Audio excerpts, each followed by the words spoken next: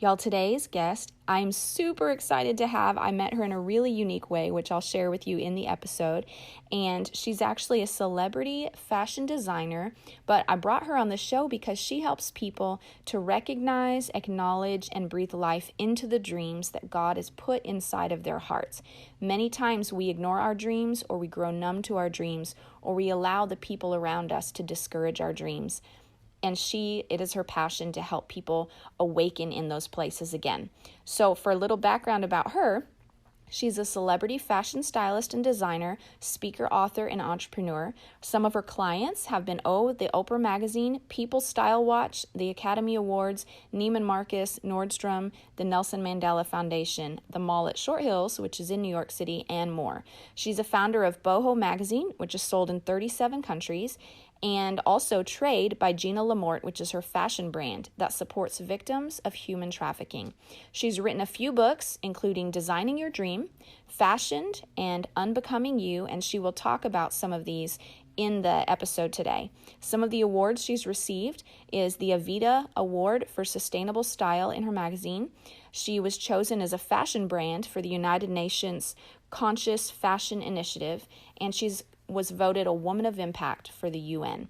She's been featured in Harper's Bazaar magazine, New York Fashion Week, and the New York mag The Cut. She's a host also of a podcast called Dreaming with Gina, so if you want more of her goodness, you can check out her podcast, and she's a mentor in her school called the Dream Academy. So with all of that, as you can tell, she's got a lot to bring to the table. So let's tune in for Miss Gina Morte. Hi, and you're listening to Java with Jen with your host, Jenilee Samuel.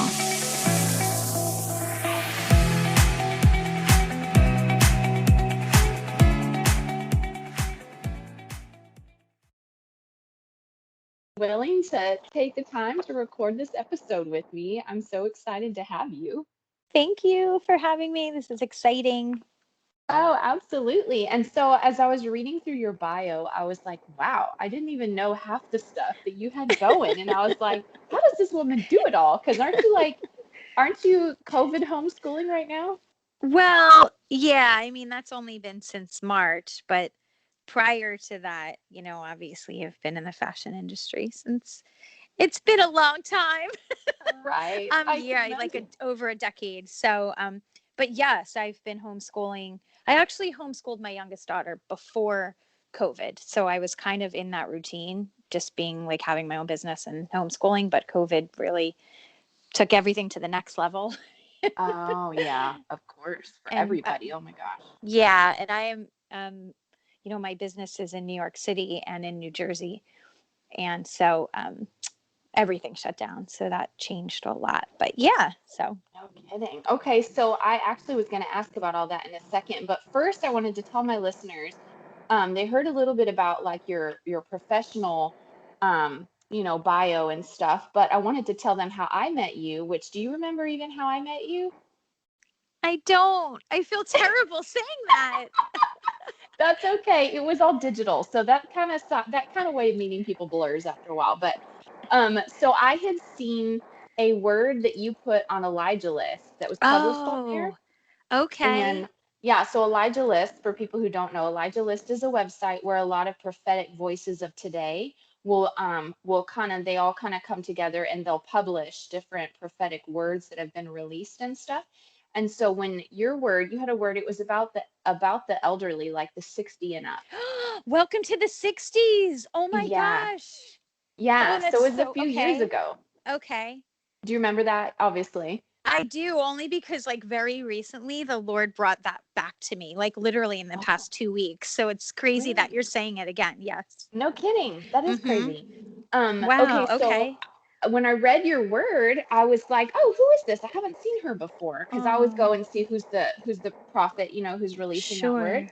And I saw at that time I had actually been praying. I was like, Lord, I'm a pastor and I'm in fashion, and I had been looking and looking and looking for anyone who was a leader in the Christian community in some way who was also in fashion, and I couldn't find anybody. Couldn't find anyone. Yeah. So then I see you, and then your bio was like celebrity stylist and fashion designer, and I was like, oh my gosh. So I was like, I have to email her. I normally never do that. I never do that kind of thing. So I emailed you and I never heard back, but you ended up finding me on Instagram. And so you started following me on Instagram. And Awesome. so at some point I messaged you. I don't know how the conversation started, but at some point I messaged you and we started talking along the way. So yeah, now That's you know. so amazing. I love how technology brings people together. It's so true. It's so neat. Okay, so speaking of technology, that's probably been such a huge part of your life now that everything has shut down and New York City has, okay, it's like one of the fashion capitals of the world, but it's also been hit the hardest. One of the cities hit the hardest or the most, at least had the most strict response, I think, Hmm. since COVID. So what has that been Hmm. like as far as its impact on you in fashion and stuff? Well, because it was such an in-person type of business for so long. I mean, my career is primarily as a celebrity stylist, and what that really is like I'm speaking on fashion trends, I'm reporting on, what's current, what's ahead, for like more corporate clients, like major brands and stuff like that, or like magazines or whatever, television. So a lot of that was done in person.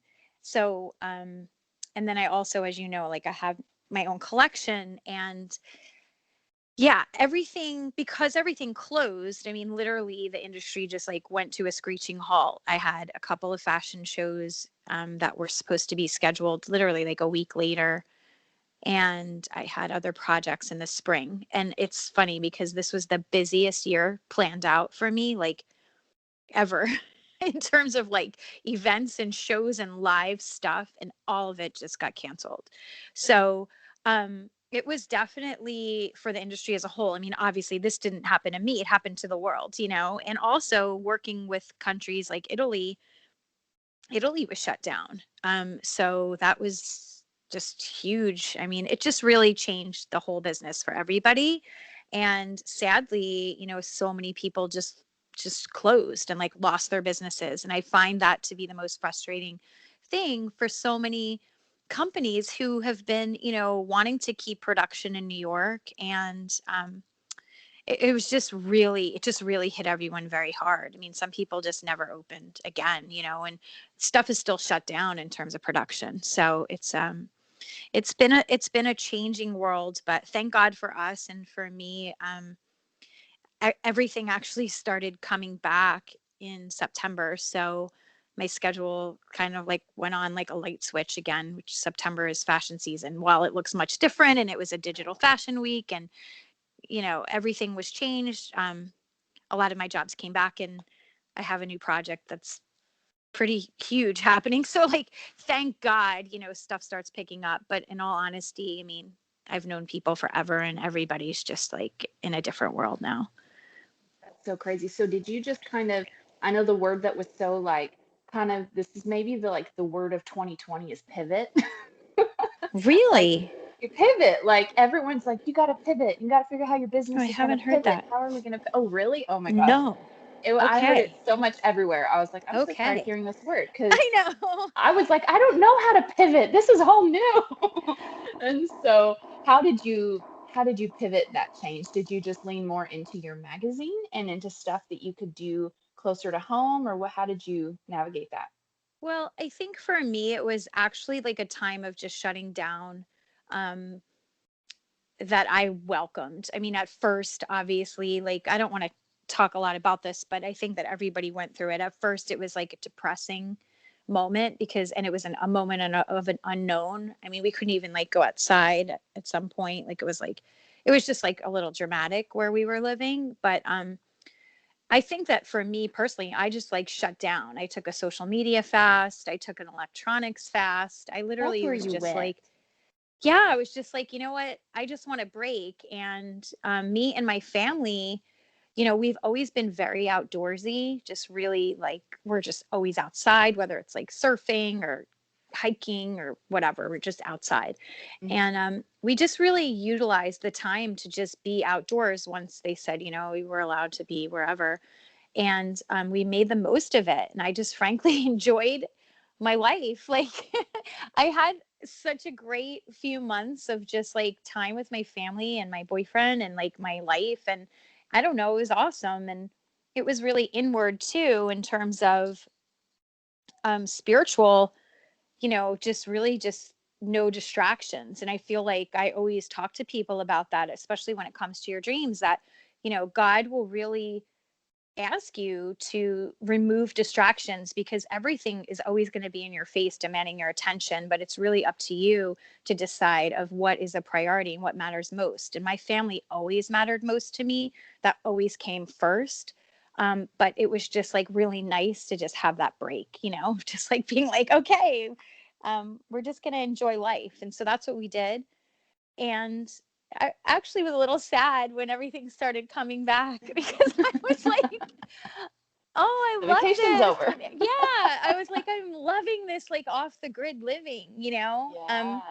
So that was just really, it was good and bad. But, I just want to comment on the pivot word that you mentioned, just because I feel like for people, um, it has been such a hard time for so many people to understand, well, now what do I do? Right? Like this went away.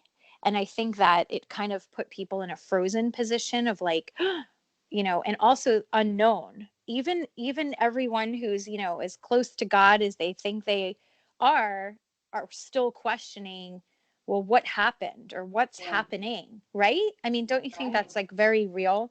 Yeah. And obviously it depends on which state and which country you're in, but I know in the Northeast and in California, where, a majority of my friends are as well, it's just been a crazy world. And so I think that when God gives you this opportunity to change, that as hard as it might seem that you don't want to, you should welcome that, because there's something in it for you. Yeah. There really is something in it for you. And if you can embrace like the roller coaster that I call it, I mean, for me, I feel like with my whole entire career and like my life, I feel like if every time I was hoping for a safe, uneventful journey, the Lord would take me on this like roller coaster ride. And he really taught me that like my hands needed to be in the air and I Yeah. needed to be enjoying it. Right. Oh, true. Instead of holding on to that, bar in fear. And yeah, Mm-hmm. fear can feel so real and stuff like that. But at the same time, like he was just showing me, over many years of living out dreams, that, the only way to enjoy it is to embrace this chaos that happens. And so I'm super grateful that when the COVID did hit, that it wasn't like the most shocking thing that ever happened to me. And I felt like I was prepared in some ways to understand what adversity is like and to make the most of something that's really imperfect. Yeah, yeah, that's powerful. And I feel like a scripture that kept coming in my heart throughout that whole COVID time, because everybody had different experiences really, whether Yes. based on how it impacted their jobs or their business or their family or health or whatever. And I felt like the thing that kept coming up in my heart was that passage that says that the things that can be shaken will be shaken so we can Mm, partake in an unshakable kingdom. And that's that good. was just the word that kept resonating in my heart, because it felt like no matter where we were in our journey with the Lord, mature or young believer, unbeliever, like different religion, didn't matter, like wherever it just kind of brought to the surface where we put our confidence, because it was like Yes. it wasn't just one aspect of our lives that was shaken. It was people's Yes. livelihoods, it was people's Yes. giftings, it was their income, it was their health, it was their Yep. family time, it was their living condition, like their home. Even some Yes. people lost their homes. And so I feel like literally Yes. everything was shaken all at the same time. And It so it's been crazy. Yeah, you're so right. And that's where like, I think my heart was really hurting for people around me, and for, and we went through some transitions. Like yeah, like it just was different for everybody and everything. And so um it is about, is your foundation in the Lord, because um, even as much as you trust him and know, when stuff starts shaking around you, it still feels like, God, where are you? Um, where are you in this? And I think that what we really have to see is that um, it's always for our good. Like bad things are going to happen. This is not going to be perfect, but we have to stay close to him and hear the voice of the Holy Spirit and tune into that frequency, like as much as we can, because we can't survive without it. We Yeah. can't. And Jesus left us the Holy Spirit, and we have to re- remember that, and we have to be focused on that, so that we do know, okay, everything is shaking around us, but we are still like standing in Christ, and we're still firm, and we're still safe. And also there's a purpose. Just because um, stuff shakes doesn't mean that it's all bad. I mean, it's almost like sifting to me, and the gold stays on the top of that sifter. When you do that when people look for gold, that's how I see it visually. Like, I'm a seer, so I always see pictures, but like when you're Yeah. shaking, you're looking for gold, and all that stuff is being sifted, and it's falling through, but the gold is left there. And I feel like that's really what's happening just in the world. And it's okay. I mean, I do want to give people a voice of hope, especially like talking to you. I mean, yeah, this has been horrible, and trust me, I have mourned, like with people who are mourning. I mean, that is like one of the things that I do, with friends and family and whatever. Like, but at the same time, I do want people to have hope, because um, it's going to get darker, but yet we will shine brighter. And that's the promise of God. And that's also the purpose for us. And because people's purposes may have changed, doesn't mean their purpose isn't there anymore. It's just looking different. Well, and that I feel like has been one of the refreshing sides of this whole process. I feel like so many people that I know, really like probably everybody in some way or form or fashion, has had to stop and evaluate life. They've gotten more time with family. They've gotten Yes. more time to disconnect from demands and tune in to what's inside of them. Mm-hmm. And because of that, the Lord is awakening old giftings and awakening old dreams, which is right up your alley. And is starting. In fact, even when I was in California, I had a prophetic word for this guy who was sitting at the pool near me. And it was just about him. The Lord wanted to reawaken the songwriting inside of him. Mm. And so I was like, I just went over and gave him this. I was like, hey, are you a musician? And he looked at me all buggy, like, how did you know that? It's And the so I best. proceeded. Yeah, it was pretty fun. But I proceeded to share this word with him. And he was like, yeah, like I've actually been wanting to do that. And I was like, listen, you have time right now. Do it. Like, and Mm-hmm. that's what I was hearing from so many people, is they had the ability to reconnect with those more pure places, those simple places of Mm. calling and destiny inside of them that had Mm. been drowned out by life's busyness. And so, Absolutely. And I think busyness is never fruitful. It right. really isn't. And so if that's the way like God gets your attention, and back onto the things that he's been speaking to you about, and back into his heart again, like you said, and family, for me, it's like that was the greatest thing that I saw happen, was that everyone was stuck home with their family. And to me, I thought that was a gift for Yes. people, because so many people were just like you said, they're just running, they're just busy, they fill their lives with stuff that really is kind of empty. And um, when you got back to basics, what matters the most, it's your family, whether that's family that you were born with, or family that you've made through friendships and relationships. Because I know for me in New York, there's a lot of people without family. You become family with people that you meet when you move there. And so um it was back to basics. And I think the reason why people need to understand why dreams are so important is because at the end of our lives, I mean, this sounds really heavy, but we're actually judged. Like the second judgment is for, what did you do with what I gave you?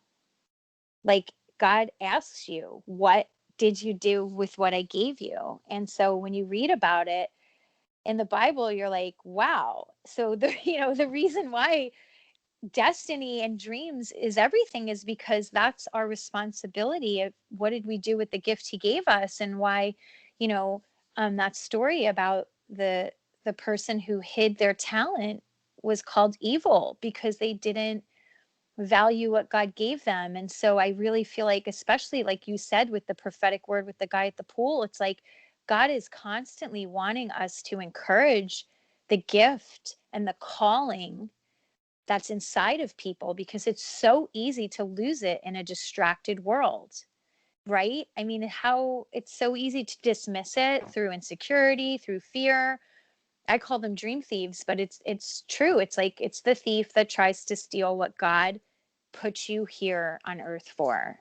And Yeah. it's the most valuable thing that you have. It's purpose, it's what you were designed for, and it's why God made you. And I feel like if people can get back in touch, like you said, during this time where they have a break and, maybe they're off of work and they don't have as much responsibility, just tune in to the blueprint that God's trying to give you for what you're called to do, because there is something, and it's really important. It's important to the world around you. It's fulfilling for you, but it's also so meaningful because somebody else needs you. And people don't realize that sometimes. So true. Okay, so actually, this leads me into two great questions, which we'll hit this first one. You talk about dreams a lot, and I love it. I feel like if I was to say anything, is that's like your life message is dream, and or dreaming, or growing into those Sure. dreams that are inside of you. So with fashion, for example, with your dream of fashion, how did you go from that was a dream in your heart to, hey, it's becoming a reality? And I know it's a big question because it was such a long Sure. journey, I'm sure. But so how did you go from recognizing, hey, this isn't just a girly daydream as a child, but this is actually something I need to take seriously? And how can people also develop that discernment? What is just a flippant daydream, and what is a dream that is actually a clue to their purpose through being on the earth? Absolutely. It's a great question. So for me, I feel like, I knew since I was 12 that fashion was my calling. Did I have understanding of that full picture? Absolutely not. But the first thing that showed me was the passion that I had for it. And so God really led me to follow this road of only applying to one college in New York City and then getting into that college. And, from there, I mean, literally at 17, I moved to New York City.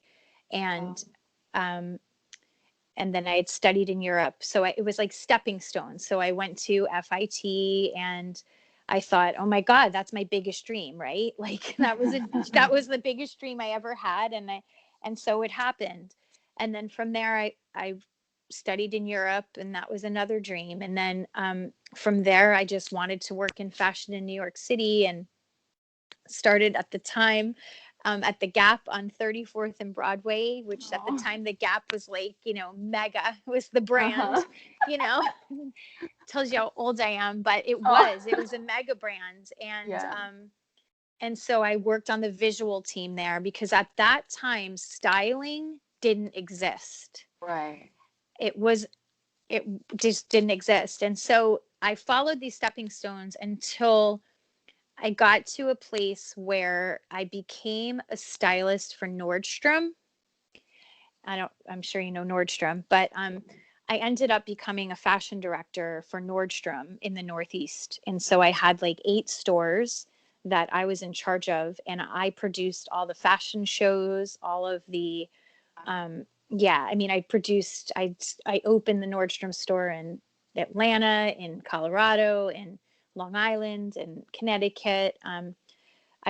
New York, like I just did a lot of openings, and I was in charge of the fashion, and I was the stylist. So that really solidified for me that, okay, this is what I'm called to do. Like it just, I can't explain it. And then something happened for me at that time. I was like thrown on television at 5 in the morning when my boss called out of work. Like literally, Oh I'll never gosh. forget it. It was New Year's Eve.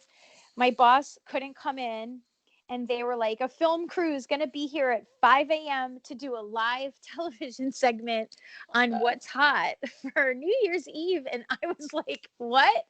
Because at the time I was so shy. I had never been on camera in my life. Wow. And they were putting me on live television in front of millions of people. And I was like freaking Holy crap. out.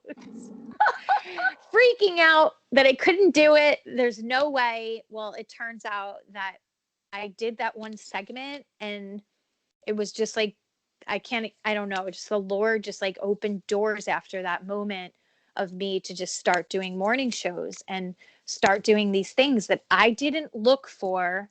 I wasn't even interested in them. In fact, like I said, I hated cameras. I couldn't do stuff like that. But there was like a grace put on me to flow in that and to flow in styling and to Yeah. start working for corporate clients. So from there, I started working for like Vogue and Harper's Bazaar and like People magazine. And then People magazine is what really changed my career. I started my own company. I left Nordstrom, and then People magazine named me their celebrity fashion stylist. And that's how I guess my career kind of took off. And like I started styling for Oprah magazine and People and W and just a ton of clients, and Katy Perry. I styled like just a whole bunch of stuff, and I was just like, wow, okay, this is my calling. And so I always felt like I was passionate about people finding their callings, but I didn't understand why. And it wasn't until later when I realized that God had shown me how to walk through these doors to follow a dream, that he then put on my heart how to help other people walk through their dreams, because I was constantly passionate about purpose. I was always like, what are you doing? Why are you here? And how can I help you Yeah. get there? It was just in me. Um, Mm.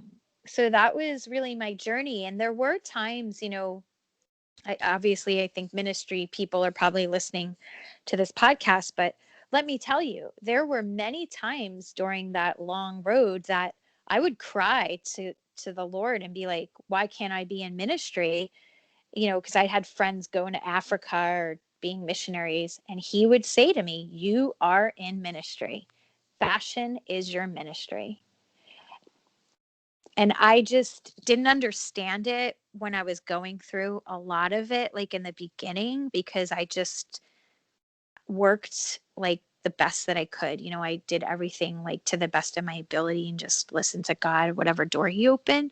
But I didn't fully understand that the impact of people is what mattered to him, and that it just came through fashion. And once I started realizing that, I think, that opened up more things, if you know what if does that make sense, like. Yeah, it does. Now, I would love to ask because I know, and you're right. I think ministry people, like I've kind of felt like you in that, there was times that I mean, I as a kid, I always knew I wanted to get into ministry, and I've been in pastoring since we got married, and we've had a school of supernatural ministry where we train people in the prophetic. I'm in the middle of teaching in the prophetic at church right So now, and awesome. all this stuff. But then the Lord threw me into fashion a few years ago, like maybe 6 or 7 years ago now. And it was not something I was looking for, not something I wasn't even allowed to look at fashion magazines growing up. So it was like Oh not wow. on my radar. Okay. Haven't gone to fashion school, nothing. And so, but Okay. I started to develop an ability for styling, Okay. mostly just to compensate for my own shortcomings, having Okay. babies back to back. You're Anyways, like, what am I so gonna wear to make this part of me look good? exactly, exactly. And so I think that the Lord kind of breathed on that, created a gifting, and then created Mm, opportunities and created a job at Stitch Fix. And I was one of mm, the only two people they hired in our area, and then they closed it down as soon as they hired me. There was like one girl I got hired on, and otherwise they wouldn't hire in our area again. And so I wow. stayed there, kind of grandfathered in for like 3 years. And so it was Wow. enough to get tons of experience, meet a lot of people. But even still, like, my heart would pull me towards ministry, and even then there was certain ministerial voices whose voices really mattered in my life that spoke really critically to me. You look narcissistic, putting so much stuff on Instagram, and why are you all about fashion, and like Mm, really critical. But I was mm, like, but I didn't ask for these doors. yeah. I couldn't have opened them. So I felt that Yes. struggle that you described of which way do Mm, I go? And the Lord told me the same thing. He was like, Jen, there are people in the fashion industry, and that's why you're here, to reach those mm, people. And I'm like, oh, duh. So, but for the people that have the dream that they're like, I don't know why I'm here. I don't know why God put mm, me here.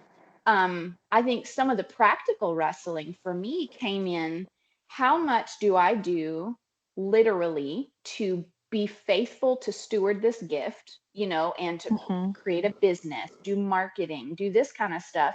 And then how much do I keep my hands off and just let the Lord open those doors? Because most doors I've had have opened for me. I couldn't have opened Yes. them. Yes, But I absolutely. also developed the skills I have being faithful to learn and, explore options. So Mm. how do you find that balance between being a good steward and doing your part versus just trusting the Lord and hands off? It's a That's hard so, balance. you're right. And it's a solid question. And I think now more than ever with social media, um, it's a great question to ask because I feel like, obviously the culture requires you to be, I guess, narcissistic. I hate that word, and I'm not that I at hate it all. too. But I think that Present. there's an underlying requirement that if you're not showing what you're doing, that you're not doing it, and that's such a lie. It's just an absolute lie. The more actually the most of what I do has never even been shown online. So Mm. it's just not realistic, but for me, I would say that, my life, and I'm not saying that you have to be like this. I'm just trying to give an example of my experiences and hopefully that this will help someone. But my life has been yielded to Jesus like 100% all the time. And when he asked me to give him my dreams, like I was in Madison Square Garden at a church that was in Madison Square Garden at the time, and the Lord was like, give me all of your dreams. And I was like, what? Because he gave them to me. I thought it was confusing. And I was like, what do you mean? And I had to give them up like in Isaac. And when I offered them to the Lord and I surrendered what I thought he gave me, it was at that point that doors opened that I could never open, like you said. And a grace was on my life that I couldn't explain, that had nothing to do with me. And I never, ever, ever once after that um, looked for anything. Like, not Mm. once. I just didn't. I just wasn't, I didn't believe in hustle. And again, I'll talk about hustle on another side of it, but like, I just wasn't in the belief system that I should be pushing myself in people's faces. I was never comfortable with that. And I just felt like God would open the doors that he wants me to walk through, and he will shut those doors that he does not want me to walk through. And I lived my whole career like that. And if you look at my resume, like, it's the biggest names in the world. And that has nothing to do with me. That literally just had to do with my obedience of like, okay, God, what do you want me to do now? And then literally like being contacted by someone who saw me somewhere and was like, we want you for this. So I live in like a massively surrendered mode. Mhm. Like, and some people may think it's crazy, but that's how I live and that's how I feel. Like God is in charge of my life, and I do not want to be anywhere unless he wants me there. And I've learned that lesson. I just don't.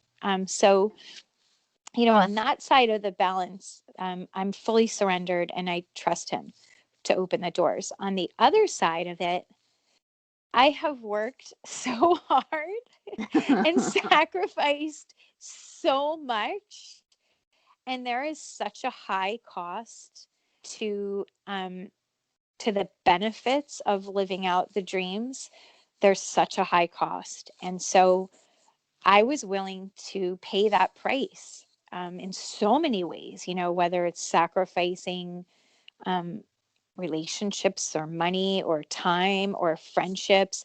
And I'm not talking about family. Okay. I'm never sacrificing my family. My family is Right. always first, always first, like always, always. It goes unsaid for me. I'm talking about, where people would say, oh, I want to go to this party. I want to go to this. I want to go here. I want to go there. I want to be social. I want to do this. I want to spend all my money on this. I want to do that and compromise. There's like, I I couldn't do any of that. And so it was painful at times thinking I can't do that kind of stuff if I want to be, a laid down lover of Jesus and walk in what he wants me to walk in. There just wasn't an option. It was black and white. And so, and So, yeah, so I don't know. oh, sorry, go ahead. Finish. You can No, finish I your was thought. just saying it was just like a trust walk, Yeah. um, but the working hard, when I had Boho magazine, which is like a magazine that God gave me in 2008, um, I was working. I had a new baby. Like I was working. I would wake up at 6 a.m. I would work all day and work till like 2 in the morning. And I would just take breaks with my baby, like feeding my baby, putting my baby on my lap, like putting my baby for naps. Like I literally, that was my firstborn. And, I was up, I think I slept like 4 nights.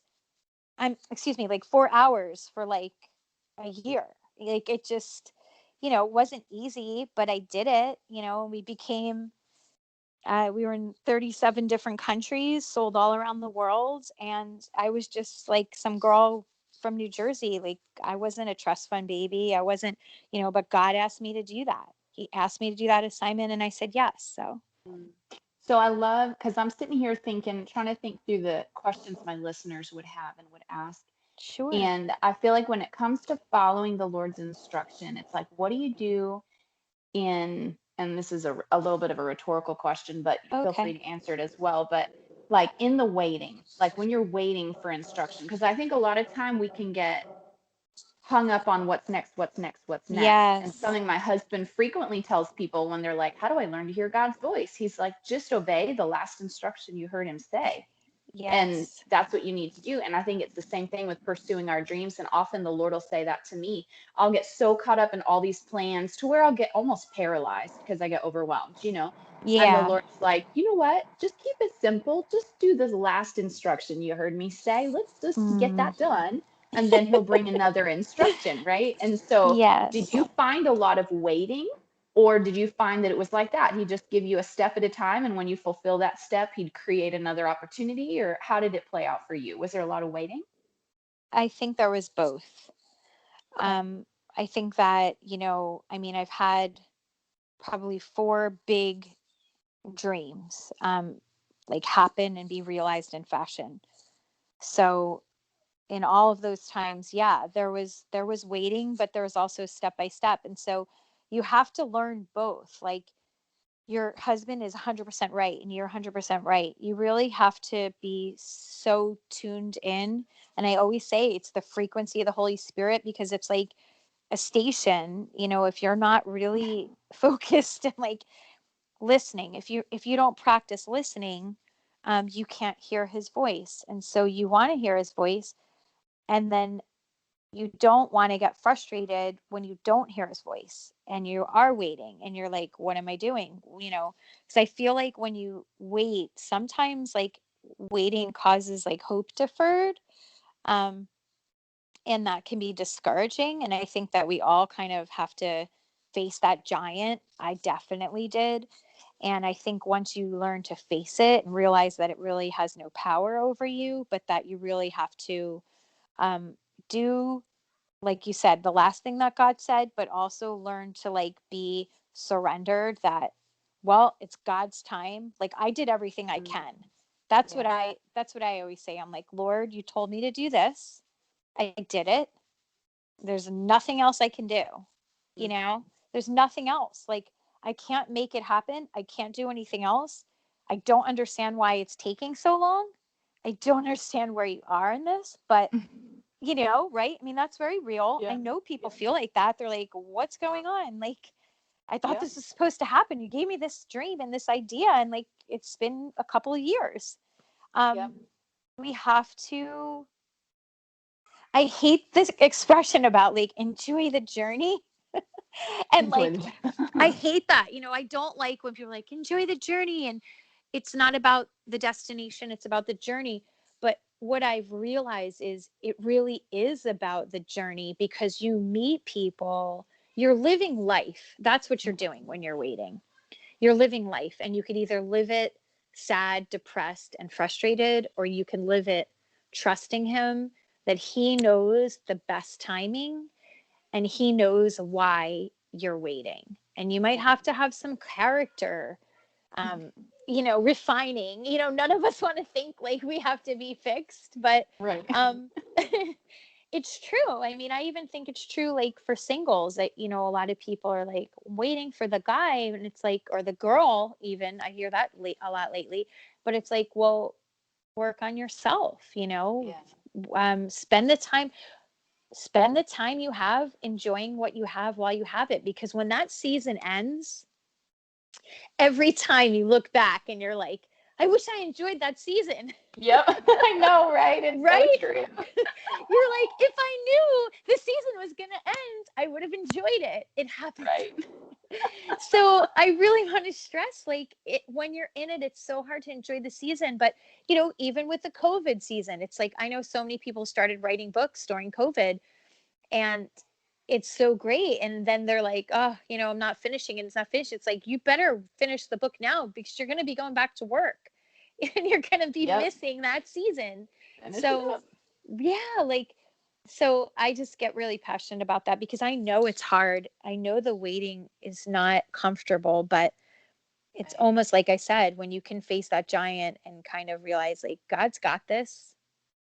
And for whatever reason, it's not happening right now. I'm just going to go about my business, do the last thing he said, and then do whatever I'm doing now. Yeah. Trust is timing. It's so true. And that trusting of the timing really is hard, especially when you're in a time that's pressing you. If It's it's hard. like refining, gosh, it's hard. Okay, so speaking of Yes. books, I wanted to get into some of your stuff. And okay, so you've styled for some incredible people. You're the founder of the Boho magazine, and that's sold in 37 countries for sustainable style. It had an award for sustainable style, which I love, which you can get into that a little bit if you want. But you also have written a book called Designing Your Dream, and I guess you just wrote two more, Fashioned and Unbecoming You, Yes, and Dream Daily. So and Dream Daily. Okay, Dream Daily is, I mean, I'd love to share about that, because go that's for it. a book that's kind of like my heart and soul. It's a devotional, because I get um, so many questions, I would say, really through social media, through my Facebook. It's just like bananas in terms of people asking me questions. And I do release a lot of encouragement, like you said, through Elijah List, through other publications, and then through a lot of speaking.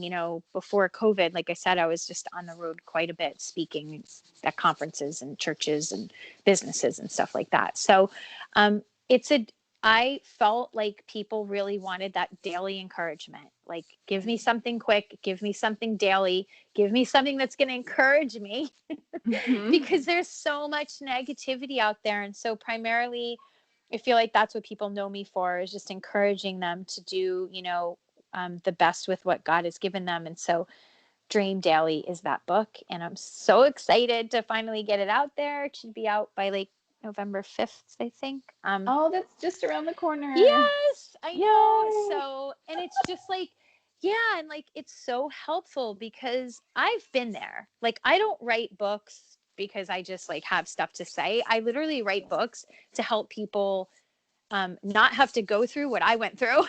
Right. I just want people to know, like, this is how it goes, and this should be encouraging to you. And I give them shortcuts. Like, I just want to give people shortcuts and help Right. them and let them know, like, God is with them and it will happen. And I am a living example and a testimony to that. That's so good. Okay, so Dream Daily. So you guys heard that. It's coming out soon. Can they watch for it, what, on Amazon? Or if they can follow you on Facebook, they'll be able to see your updates? Yeah, if you go to my website, you can pre-order it. It's ginalemorte.com. And then once the pre-orders are done, you can order it on Amazon. And then the other books, Fashioned, which we should talk about, because we're talking about fashion. Right? My book, Fashioned, I have this love with Psalm 139. Like, it's just like so meaningful to me. And the Lord just gave me this idea of telling the story of being fashioned and how we are all fashioned. And obviously I've been in fashion forever. Right. So it was like this marriage of that. And it's like a magazine basically. And that's on Amazon now. And like, no offense to guys, but for girls, like, it's just, if you love fashion and you love God, like, when you get that book, you're just going to be like, oh my goodness, because there's like fashion photographs. They're so beautiful. I worked with some of the most amazing photographers, and the cover is actually shot by the photographer who shot the wedding of, who are those boys? I forget the name. They're famous boys. They used to be gospel singers. Now they're famous. I don't know. Oh, I know who you're talking about. The The Indian brothers. girl. Yes, that wedding. Yes. Yes. Jonas. So that, Jonas Brothers. yes, the Jonas. So their photographer took the pictures of my cover, and some pictures inside. So it's just beautiful, and like, it's so encouraging when you read it. And there's other stuff in there too. It's not just Psalms 139. But it's about being fashioned, and I feel like it just speaks to the heart of a woman. And that magazine is actually a series. Like, we're going to do 6 a year, and they'll each be different. So the next one coming out, has a different title and a different theme. So I'm excited about that. And then designing.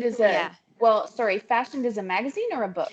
It's like a book. It's not Okay. really a book. It's like more of a magazine style. Because it's so many pictures. Got it. Yeah. And then Designing Your Dream was the first book I ever wrote after I had a concussion and lost part of my memory. What?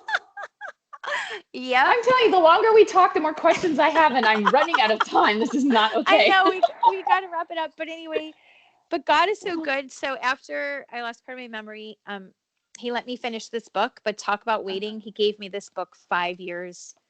I was washing dishes, and I got like a download in my head of like this book idea. And I stopped and opened my computer and wrote like 23 chapter titles. And I closed the computer. I was like, what is this? Like, I didn't even know what happened. Yeah, it was a total download. And then 5 years later, that book came to fruition after I'd been through a divorce, after I had to close my business, after I got a concussion. And then God had me finish it. And honestly, I couldn't have finished that book if I hadn't gone through those things. And so this Designing Your Dream is kind of like the dream Bible, because it really does hit on every single part of the dream process. Like, literally, it tells you what happens at what stage and everything you're going to go through, and it prepares you. So so that's like a gift. Amazing. So, and that to me is like, if you can't talk to me personally, please just read this so that you understand, because I want you to live out your dream. Like, I want people to live out the purpose that God has designed for them. It's so imperative that we follow that for each of us. It really is. And that one's called Designing Your Dream, and that's on Amazon. Or your website? Okay. Yeah. Okay, and then Unbecoming You is your other one. That's not out yet. Oh, okay. That's going to be coming soon. Yes. Okay, so maybe we'll talk about that on another. Sure. Okay, so last thought. Also, if they want to get your magazine, it's sold in Whole Foods, Barnes and Noble, and Target, right? No, it's not. It's not. And that will not be back until the spring. Oh, okay. So we got to wait for that one. Yeah. Okay. I want to make sure people know how to get their hands on what you've got to offer. Thank you. And Amazon or my website. Amazon or your website are two of the great. Well, I love even just real fast off what you just said about the download and then the stuff that you went through and then the book coming to fruition. Like, I love the picture that paints about sometimes when we go through tough stuff, like a divorce, like your business shutting down, that's kind of like will throw your whole world in a tailspin and make you question your whole life. You know what I mean? Like, that kind of thing can leave one feeling like, where is God? And did I go totally wrong somewhere? Like, because we ask ourselves those questions. But I love how the fact that he gave you the download on the front end and then you finish the book on the back end just shows how sovereign God is and how big he is and how he's so not intimidated by the curveballs that life throws at us. We see it as a curveball because it didn't fit our life plan, but God's like, it's okay, got you covered. And it's like the seed I put over here will be fruit over here on the other side of that mountain. And I just love that. That's so beautiful. Absolutely. And quite honestly, like my ministry really um, was birthed out of that. Like my ministry, like really, you know, became much bigger. I hate to say, like, I don't know how else to say it, but because of the trials that I went through, and I do so much counseling for like abused women and women, and children who've gone through trauma and stuff like that. It just literally turns out to be the thing that I help people with the most. So it's just kind of wild, I would never, when I was going through stuff, I had a girlfriend who said, you're taking one for the team. And I, at the time I was so mad at her. Like, what are you Shut up. what are you talking about? This doesn't fit my perfect life. And, Mm-hmm. but God, it was the best thing. And she was so right, because like I said, it helped me. God just used it in the most beautiful way, like the beauty for ashes of like being able to help so many people, and prophetically, like all the time, like when there's something going on with a person, God just shows me instantly. And like, then he manifests like his healing. And it's just so beautiful how he does that. And, but yeah, so like, and also, because I was such a perfectionist, um, it was so wonderful to like now be so opposite. Like now I'm like, who Mm. was that person? Yeah, right. Like, who cares? Now it's just like I just tell it all like it is, and I'm free. And God, that's such a better feeling than being in a cage, because that's how I felt. Like I was in a golden cage. And now I'm just like, I'm a free bird. And God is just amazing. And yeah, so just allow him to use the trials that you're going through, to make them into something beautiful, because he always does, and he's always faithful. And like you said, he may give you a dream, a download, a vision, and he might not fulfill that for a couple of years when you go through a heck of a lot of crazy stuff. But let me tell you, if you just hold on to him and just keep seeking him and just staying close to him, he will always fulfill it. Always. I have never, not one time, seen the Lord not fulfill something that he had given me. And he is not, he's no respecter of persons, and I'm not anything special. I just truly just listen to him and, trust him.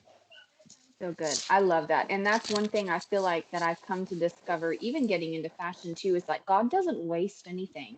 Like little Okay. things, little things I was fascinated about as a young person, like he brings them up in my adulthood. And I'm like, what the heck? God, you saw that and you didn't waste it. Oh my gosh, you're Oh, so cool. I love it. And that's so so beautiful. You're so right. it You're is. right. It's so true.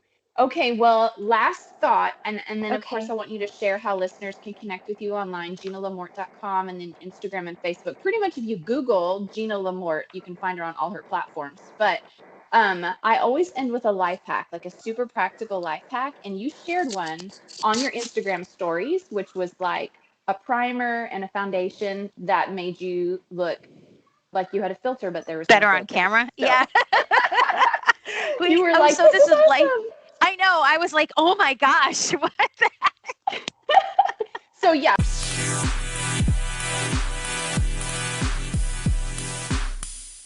So for the life hack segment, which is the very Oh, last part of my okay. episode, tell us, what is this little thing that you use? Because honestly, I need to go buy it because I'm 37 and I'm looking for the makeup to make me look airbrushed now. Okay, got it. Okay, so my life hack, my beauty hack was that yes, I used two products together, and one of them was called Pore Perfection Mhm. or Perfection by Benefit. And like it literally made my skin, you have to use a primer. So Yeah. if you guys are using foundation and you're not using a primer, you're going to regret it. One, the foundation's going to like wear off and get like spotty looking. And two, it just doesn't give like a smooth look. I don't care how great your foundation is, just doesn't. So when you moisturize and use a serum or whatever you're doing, first, obviously prep your skin. But this Perfection, it's called by Benefit, is like this matte primer, and you put it on before you put your foundation on. And for some reason, it just like locks in. I don't know, it makes your skin look really smooth. But the foundation that I found that was a game changer, which, like I said, I've used NARS, I've used Laura Mercier forever. Um, this was by Too Faced. Mhm. And I don't have the bottle in front of me, but it's by Too Faced. And maybe you could add it later, but I don't have the bottle in front of me. That's Do you okay. remember what the name was? I don't know. I've got to I go to my don't. makeup. I can like go run in and grab it in my makeup. But anyway, it is by Too Faced and it is their foundation. And for some reason, the combo of those two things just gave me like filtered looking skin without a filter. I couldn't believe That's it. amazing. And Okay. lighting is huge, as you know. Yep. Um, so if you have bad lighting, you can create shadows, and shadows will really make your skin look not so good. So you want to make sure that your lighting is like above you or like right in front of your face. Yes. I'm looking in my makeup bag. Okay, Oh, so you're is so that it? sweet. Oh, it's called Born This Way. Born This Way. Okay. And that's Too Yeah. Faced. Yes. Okay. And you know what? Ulta, we're coming up on Black Friday, and they are always running Ooh, specials on those brands. really? Oh, yeah. Them and Sephora, I feel like they run specials. I don't know if those products will be on Black Friday specials, but it's a good time to That look. that's amazing. I didn't know that. It says it's undue medium to full coverage foundation. So there you have Okay. it. There you have it, folks. Okay, thank you, Gina. I appreciate that. Okay, Thank so you. Instagram, your hashtag or your handle is Gina Lamort. Gina Facebook, Lamore. Gina Lamort. Website, Gina Lamort. YouTube, I saw you on YouTube too. You have a channel. Do you update that? uh, well, if you saw it, you would see that it's not really updated. Oh, I didn't look at dates, so okay. We're working on it. It's part of my plan, but it just hasn't really become wonderful. Um, I should put an effort into it. I just All the have same. so many things going on. I'm like, I I need know. help. Like, I mean, aren't you bored sitting over there doing all these Bored. 12,000 things you do? Like, my gosh, that's amazing. Yeah, Okay, so that's so my dream. If anybody wants to support and help make my YouTube channel a little better. help. I wish I could help you on that. I am not good at YouTube. I have no idea what I'm doing there. One day I'll have a YouTube for my husband, all his preaching and stuff. So, Oh, but her yeah. podcast, she does have a podcast if Oh you my want nuggets. gosh. Yes. Oh my gosh. How did I forget about the podcast? It's called Dreaming with Gina, right? Yes. And it's really, yeah, like I share some personal stuff on there. I love doing the podcast so much because Uh-huh. it's like me, like telling my secrets and my thoughts and like how to make stuff happen and Mhm. dreaming with me. Like, yeah, like it's very personal sometimes. And um, I think people have really loved it because of that, because I don't always share that stuff on, on my Instagram or on my Facebook. But it's just a great way for me to be really personal with people and like share I some love good that. And things and tips. And yeah, it's great. I love it. okay, so Dreaming with Gina, that's your podcast. Yes. And then I did see you're a mentor for the Dream Academy. Is that still a thing? So I have the Dream Academy. It's my company. Okay. We had like hundreds of students. I host dream conferences. Before COVID, I hosted 4 dream conferences a year, and we host them all over the country. We've had them in Maui, Texas. I thought maybe we met there, but Florida, Destin, New York City. So every year I host 4 dream conferences, and my Dream Academy is part of that. So I like mentor people on how to like fulfill their dreams, go through it, the process, the whole thing. But that kind of is on hold since COVID because um, one, we couldn't host any events. Right. And the There's that. online school, I just needed a break. So everybody's on a siesta or whatever. Siesta. Okay, that sounds good. Yeah. Okay, so So, we're getting back to it, but, COVID kind of put a nice little halt on that. okay, well, that's perfect. Well, I love this, and I love that there's so many ways that you make the things that the Lord's taught you available to people. And that Thank you. is where you're sharing the fruit from your life. And not gonna Thank lie, it's a you. little secret dream of mine to come to one of your fashion shows one day. So maybe we Okay. can make Well, that happen in the future. yeah, maybe if New York opens again, we Right? can make it happen. Yes, we'll pray that that happens. Thank you. Well, We thanks will so be much there. for, oh, Thank thank you. Thanks you. for coming on this show. It's so good to Thank hear from you. And you. I feel like, of course, I have so many more questions. And now that I've kind of dug into underneath the surface a little bit, but we'll have to save those for another day. And people, I'm sure the listeners have lots of questions too, and they can always reach out to you on those platforms. But Yes, please I contact appreciate me there. Don't email me, as you know, I don't right. respond. Right. Don't do email. Do No, just Facebook send or me a Instagram. DM. You'll get a response. Oh, there we go. Well, I appreciate you, Gina, and Thank you. Thank you yeah, so you much for all you do. oh, you too, and best wishes with Thanks. everything that's going on in New York City right now. Thank you. All right, Okay. we'll talk to you soon. Bye. Thanks so much for tuning in to today's show. For those of you who've rated or shared this podcast on social media, thank you. Reading your comments and reviews always means so much to me. Listen, let's stay connected. Come follow me on Instagram at Java with Jen, where you can follow the latest and say hey. It's a really great way to stay in touch. Many of you have also asked how you can support the show. You can make donations through the Anchor app or on Patreon, or of course by sharing, rating, and reviewing on social media and iTunes as well. Thank you to each of you for your ongoing support. Your heartfelt feedback always reminds me why I do this. Until next time, remember, you've got this, and God's got you.